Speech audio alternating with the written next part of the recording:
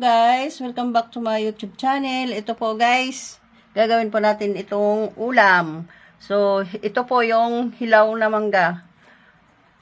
Ngayon guys, ang gagawin natin, kakayusin lang po natin ito. Tapos, lalagyan ng asin, bawang at saka konting tubig. Yan lang po guys. So, umpisahan na po natin guys.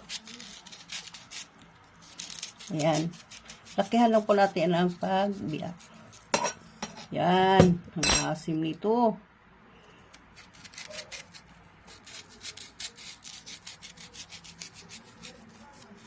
Yan. Bango. Amoy pa lang. Tutulo na ang laway mo dito guys. Sa kaasim. O ito guys. Kutsara lang po ang gagamitan natin. Gaganyanin lang po natin guys. Kuskus. Dito natin ilalagay. Iko yata yun eh.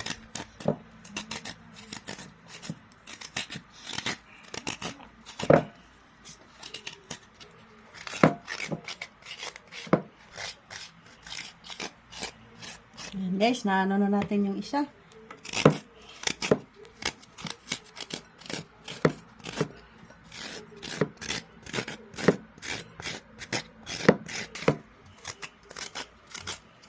So, pag wala po tayong ulam guys, tapos may punong mangga tayo, may bunga, so pwede rin tayong kakain ng pang-ulam sa mangga hilaw.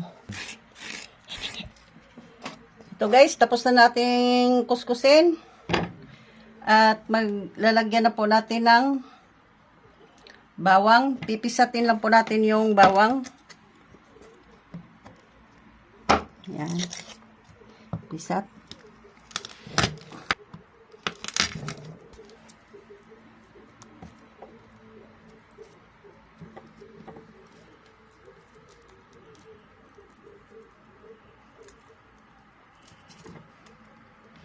Tapos guys, lagyan natin ng konting asin. Ayan. Lagay. Tapos tubig.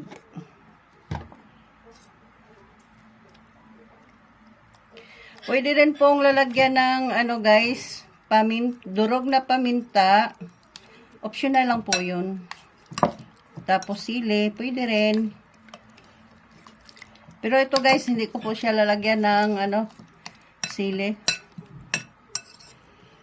Paminta lang po.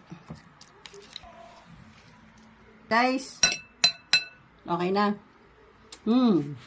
Asim. Thank you for watching. Bye-bye.